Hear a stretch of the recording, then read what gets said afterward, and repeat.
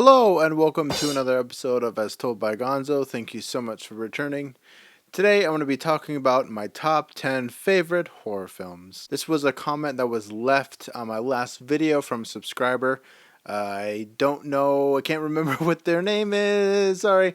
But you know who you are because obviously you posted it. So yeah, shout out to you.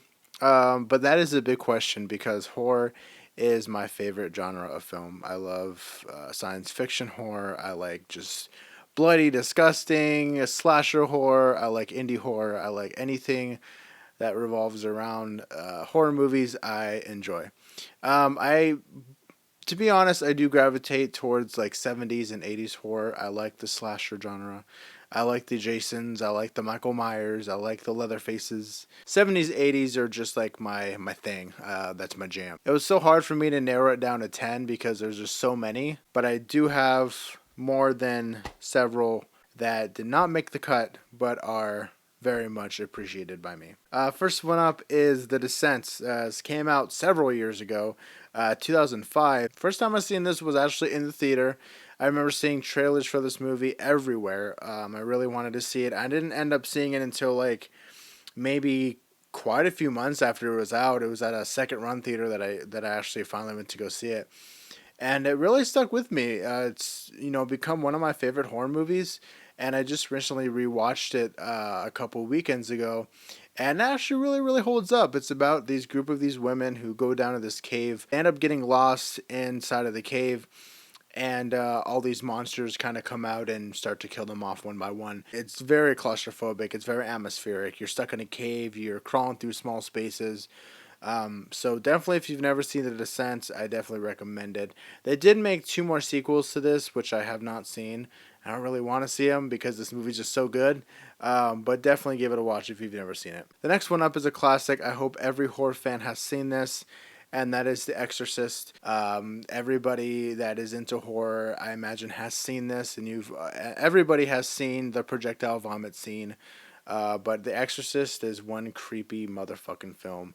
Um, this movie still really scares me today. It's really good.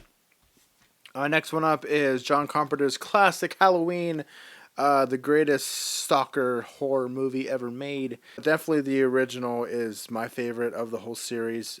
Number 3, Season of the Witch, gets a lot of bad rap, but I believe if you go into that film not thinking that it's a Halloween movie, it's a better experience. Next one up is of course the first Nightmare on Elm Street, and that is Ginger Snaps. This is a great coming of age werewolf movie that deals with growing up, especially as a woman. It has like a werewolf kind of element to it. This is one of the underrated werewolf movies to come out probably in the last 20 years. This is really has a really 90s, early 2000s feel. I believe this came out in like 2000. Lastly, but definitely not least, is David Cronenberg's Videodrome. This movie is fantastic. This movie is like a bitter wine. It gets better with age. This is David Cronenberg's my second favorite behind The Fly. The Fly is amazing, and that'll be later on in the video. But David Cronenberg's Videodrome is amazing. If you've never seen it, it's fantastic. This Criterion is essential if you want to watch this movie. James Woods plays this guy who owns like a TV, like a TV station, and his TV station. They revolve around a lot of like pornography and a lot of like risque stuff, and he's trying to find like the next deep dark thing to broadcast on his channel. So he comes across Videodrome, and it's about being like obsessed with something so bad that it kind of consumes you. And I feel like nowadays people on their cell phones or on their computers, or people doing things like this, YouTube and streaming, and kind of consumes you. All right, so now on to my top 10 horror movies of all time. This question was so hard and difficult. I spent hours trying to figure out my top 10. First one up is George A. Romero's Night of the Living Dead. A year or two ago, my local theater was having a Fathom event, and they showed this on the big screen, and it was amazing. There's so much like deep subtext to this movie that's phenomenal. If you've never seen Night of the Living Dead, people that are essentially trapped in a house, a zombie apocalypse is going on. There's more to the story than that, but again, I can't tell you the whole story, synopsis, without spoiling it, but it's amazing. Next one up is my favorite Fred Dekker movie, and that is Night of the Creeps. This movie is super fantastic. It's pretty much about these slugs, these like little, they look like little worms or leeches, taking over this town. They kind of get in your body and they warp your brain and make you turn into a somewhat zombie. Taking over this college town, and all these like college kids and this local police have to track down and try to get control of this kind of hypervirus slugs that are going around the whole town and infesting everybody. Special effects still really hold up. It's really gross and just see a lot of squishy stuff in this movie. The makeup effects are good as well. I know Fred Dekker also did the Monster Squad, which is beloved by a lot of people. I just couldn't get into that movie. I gotta rewatch it. I do own it, but Night of the Creeps is my favorite out of his filmography. Next one up is David Cronenberg's The Fly. This is my favorite David Cronenberg movie. Jeff Goldblum is amazing in this movie. He plays a scientist who's is like obsessed about transporting things. He gets too curious and he ends up really messing himself up. You kind of get the gist of the cover. He turns into a fly essentially. I think this is the best remake that's ever been done. I do like the original Fly. The special effects in this movie are top notch. They still really hold up. They're really gross and disgusting, and it's everything you've ever wanted out of a David Cronenberg movie. The Fly offers that. Jeff Goldblum's incredible in this. The Howard Shore score is amazing as well. It's almost not even a horror movie, but it is. It's more or less, I think of it as like a thriller drama. The Evil Dead. Next one up is Fright Night. This is my favorite vampire movie. It's corny. It's really campy. It's kind of a B movie. It's about this kid who he's kind of like this average guy. He has a hot girlfriend. He has a best friend. He does really good in school. He has his own car. He lives with his I believe single mother, and these neighbors move in next door, and you find out that one of the neighbors is a vampire, and it's kind of like the Kid Who Cried Wolf. Nobody believes that he's seen his neighbor kill someone because he's a vampire, and it's this back and forth cat and mouse kind of game between the vampire and this kid who lives next door. I know they made a sequel, Fright Night 2. That I have never seen, and I've heard nothing but great things about it. People say it's better than the original one, but that unfortunately has been out of print for years and has never gotten an official Blu-ray release in America. So, Fright Night, if you've never seen it, it's great. Next one up is H.P. Lovecraft's Reanimator. This movie's amazing. It's about the scientist who is obsessed with bringing people back, and he will go very, very far to prove his point. I think it's called Color of Space or Space of Colors, that new Nicolas Cage movie.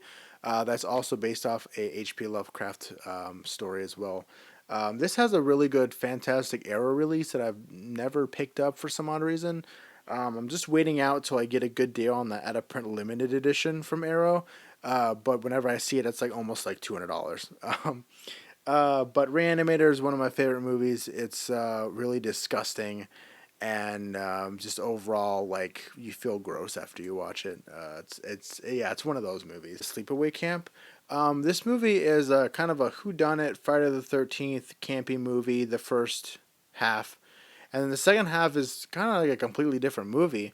And then the last 10 minutes of this movie is the most amazing thing I've ever seen. It's like the best ending to any movie ever.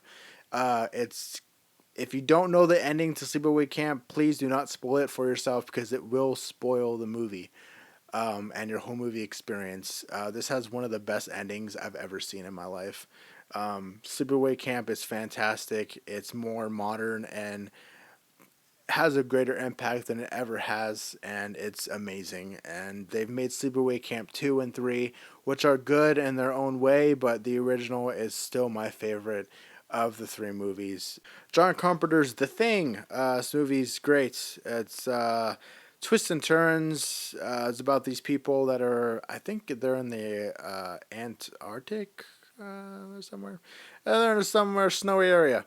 They're being haunted by this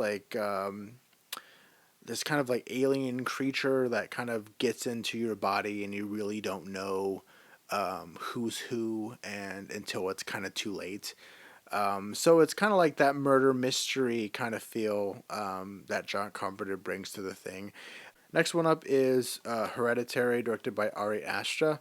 It's premiered at Sundance 2018, I believe, and then came out that summer. And this is a very modern horror. It's the only really one in here.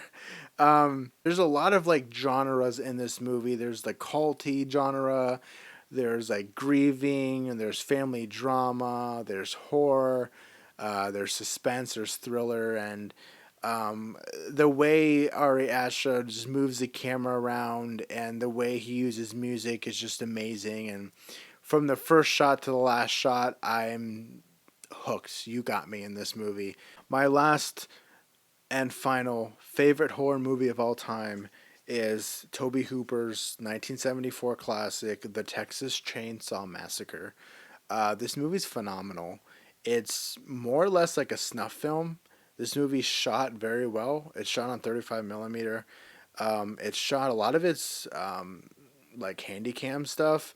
So it's very like weird, and it's very like uncontrolled as far as the camera moves constantly all the time.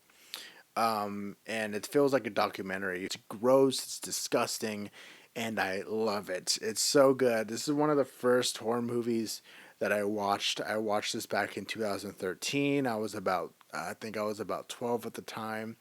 The remake had just come out, and my friend was like, "Hey, we need to go watch the remake, but you need to watch the original first." We popped it in, and I was hooked instantly.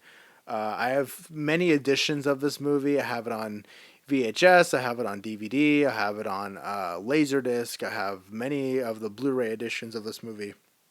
Many of the DVD editions.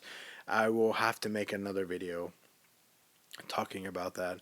But the Texas Chainsaw Massacre, if you've never seen it, it's about these people that are traveling through Texas to get to one of their family members' house. They come across this hitchhiker and they pick him up, and kind of from there on, everything just seems kind of off. Everything just seems kind of weird. And they stumble upon this farmhouse that are full of cannibals, and they start to eat them, and they start to, Leatherface is there, our main killer, our main antagonist right there with this big chainsaw, Chainsaw's family. This movie looks really fantastic on Blu-ray. I want to collect the 4K, but I believe that's only like available in Italy. But Texas Chainsaw Massacre is like one of those movies that I hold dear to my heart. It's the movie that really got me into horror movies, and the love for horror as a genre, and I respect horror as a genre because of this movie, and it's just freaking fantastic. I love it. I love it so much. It's so good. So yeah. Until next time, guys. See you later.